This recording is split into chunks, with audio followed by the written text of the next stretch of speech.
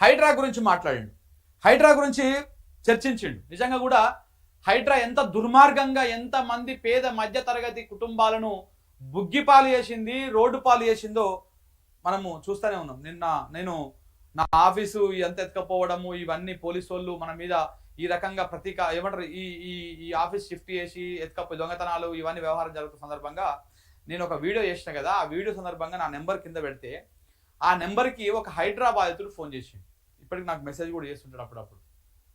ఆయన ఫోన్ చేసి, అన్న ఈ కాంగ్రెస్ ప్రభుత్వము నన్ను ఇప్పుడు రోడ్డు మీద పడేసిందన్న, నాకు తెలియదు అది FTL పరిధిలో ఉందని, నాకు తెలియదు అదేదో రకరకాల జోన్లో ఉందని, నేను అప్పు చేసి సప్పు చేసి అంత లోన్ పెట్టి ఇల్లు కట్టుకున్న ఇల్లుని ఈ హైడ్రా వచ్చి కూలగొట్టిపోయింది. ఇక నేను ఆ లోన్ కడుతున్నా, ఇప్పుడు ఇక్కడ ఇల్లు లేకుండా అయింది, నా బతుకైతే చాలా దారుణంగా ఉంది అని చెప్పేసి ఆయన ఇప్పటికీ నాకు మెసేజ్ చేస్తూ ఉంటాడు. గాంధీ భవన్కి పోతే ఆడ అసలు ఏం మాట్లాడుతున్నారో ఎవరిని కలవాలనో ఏందో అర్థమైతలేదు, మొత్తం మా బతుకులే ఆగం అయిపోయినాయి అని చెప్పేసి. అట్లా ఒకరిదే బాధ కాదు ఇది, కొన్ని వందల వేల మంది కుటుంబాలను రోడ్డు పాలు చేసింది ఇది హైడ్రా. ఈ హైడ్రా బుగ్గిపాలు చేసింది వాళ్ళ బతుకులని. హైడ్రా గతంలో ఈ బుల్డోజర్లు కానీ జేసీపీలు కానీ చెరువులలో పూడికలు తీయడం కోసము, ఏదైనా నిర్మాణాలు చేపట్టడం కోసము, కాలువలు తీసి రైతులకు నీళ్ళు ఇవ్వడం కోసం వాడితే మేము ఈ రేవంత్ రెడ్డి వచ్చేసి ఆ హైడ్రా పేరుతోటి ఆ బుల్డోజర్లను వాడి మొత్తం పేదల ఇళ్లను ఊలగొట్టి వాళ్ళని రోడ్ల మీద వేసిరని చెప్పేసి మాట్లాడడం జరిగింది. చూడండి, వినండి.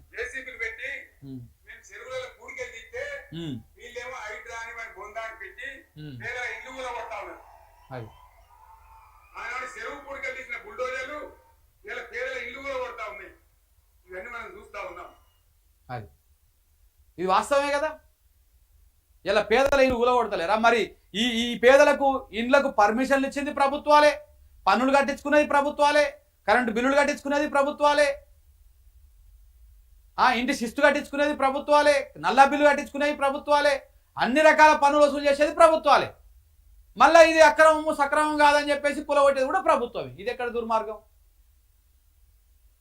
ఒకవేళ అది అక్రమమే అయినప్పుడు నువ్వు ఏదో చెరువును కాపాడుతావో లేకపోతే కాలువను కాపాడుతావో, ఇట్లాంటి కాపాడే క్రమం మీకు ఉన్నప్పుడు మీరేం చేయాలి? వాళ్ళకి ఆల్టర్నేట్ ఏర్పాటు చేసి ముందు ఆల్టర్నేట్ చూపించేసి తర్వాత ఇల్లు ఇవ్వండి అమ్మ అంటే ఏ ప్రజలైనా ఇస్తారు.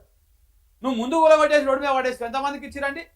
హైడ్రా బాధితులకు ఎంతమందికి ఇండ్లు ఇచ్చిరు? ఇప్పుడు ఎవరికి ఇవ్వలే. ఏనో మూసినదేమంటే కొంతమందికి ఆ కేసీఆర్ కట్టించిపోయిన డబుల్ బెడ్రూమ్ ఇంట్లో అలకేట్ చేసిరు, చేతులు దులుపుకొని వదిలేసిరు, అంతే. కూలగొట్టులు అందరి బతుకులు రోడ్ల మీదే పడ్డాయి. రేవంత్ రెడ్డికి ఏం కావాలి? 1,50,000 కోట్లతోటి మూసినది ప్రక్షాళన కావాలి.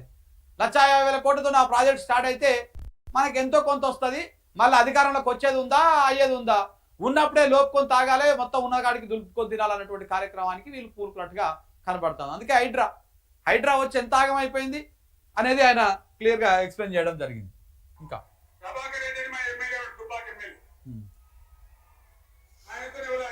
మాట్లాడితే అన్న ఇంకా 3 ఏళ్ళు భరించాలని గవర్నమెంట్ అని మాట్లాడింది.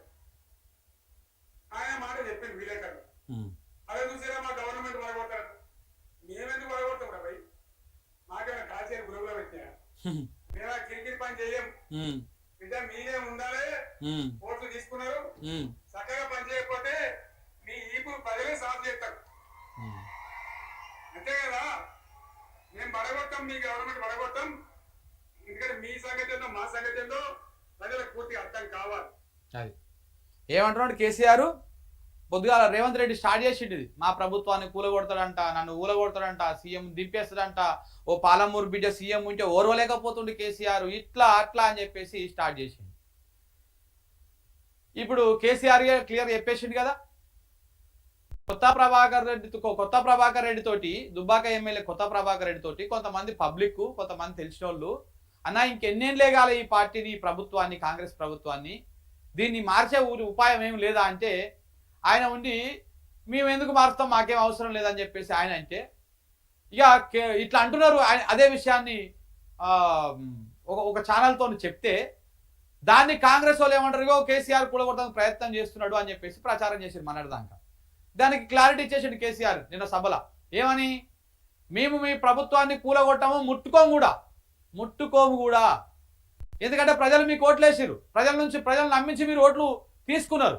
కాబట్టి ప్రజలు నమ్మకాన్ని వమ్ము చేయకుండా పరిపాలన అందించాల్సినటువంటి బాధ్యత మీ మీదనే ఉన్నది. మీరు ప్రజలకు ఏదైతే హామీలు ఇచ్చారో ఆ హామీలు నెరవేర్చుకుంటూ పనిచేయండి. ఒకవేళ మీరు పనిచేయని పక్షంలో మేము కాదు వాత పెట్టేది, ఆ ప్రజలే ఎవరైతే ఓట్లు వేసిరో వాళ్ళే మీకు వాత పెడతారు, సురుకులు పెడతారు. ఏ రకంగా బుద్ధి చెప్పాలనో ఆ రకంగా బుద్ధి చెప్తారు అని చెప్పేసి కేసీఆర్ నిన్న సభలో కుండ బద్దలు కొట్టేసి ఇక అర్థమైపోయింది కదా. ఇప్పటికైనా ఇక ప్రభుత్వాన్ని కూలగొడతారు, మాది నూకుతున్నారు, అక్కడికెళ్ళి చేస్తున్నారు, ఇక్కడికెళ్ళి చేస్తున్నారు, ఇది అంతా బంద్ చేసేది. ఇక కేసీఆర్కి ఆ ఉద్దేశం లేదు. నేను చెప్పినా కదా, ఇంతకుముందు కూడా చాలాసార్లు చెప్పిన, ఒకసారి మీకు గుర్తుకుండే ఉంటుంది. కేసీఆర్ సీఎం పదవికి అంటే ఆ ప్రభుత్వం పోయిన తర్వాత, కాంగ్రెస్ గెలిచిన తర్వాత, కాంగ్రెస్ నుంచి 64 మంది ఎమ్మెల్యేలు గెలిచిన తర్వాత, ఇప్పుడు అందులో ఒక 18 మంది ఎమ్మెల్యేల లిస్టు తోటి ఇవాళ మంత్రిగా ఉన్నటువంటి ఒక కీలక నాయకుడు ఈ 18 మంది లిస్టు తోటి పోయిండు. మీరు ఓకే అంటే మీవి 39 ఉన్నాయి, ప్లస్ మా 18 ఉన్నాయి, ప్లస్ వీటితో పాటు ఎంఐఎం 7 వస్తుంది, మనం ప్రభుత్వాన్ని ఏర్పాటు చేసుకోవచ్చు అటు ఇటు చేసి. మీరు ఓకే అంటే నేను చేస్తా అంటే ఆయన తృణప్రాయంగా ఈ 18 మంది వద్దు, నువ్వు వద్దు, ప్రజలు ఒక పార్టీకి అధికారాన్ని స్పష్టమైనటువంటి మెజారిటీ తోటి 60 సీట్లు రావాలి, అధికారం రావాలంటే 64 సీట్లు ఇచ్చింది కాంగ్రెస్ పార్టీకి.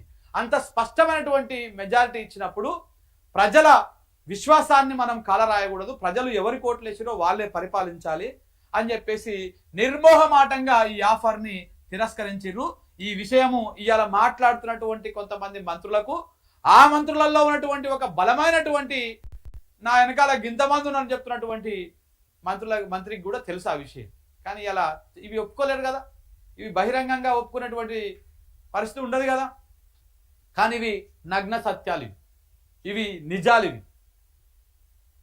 ఇలా ఆయనే కాదు, 2వ నెంబర్ 3వ నెంబర్ పొజిషన్లో ఉన్నటువంటి వాళ్ళు కూడా పోయి రేవంత్ రెడ్డి సీఎం ఏంది, ఇవి మా వల్ల కాదు, కానీ ఇక నువ్వు చెయ్యదనో కార్యక్రమం అని చెప్పినా కానీ ఆయన దాని దగ్గరికి పోలేదంట. ఇవి తెలిసినటువంటి విషయాలే. ఇది ఇంతకుముందు మనం చాలాసార్లు డిస్కస్ చేసుకున్నాం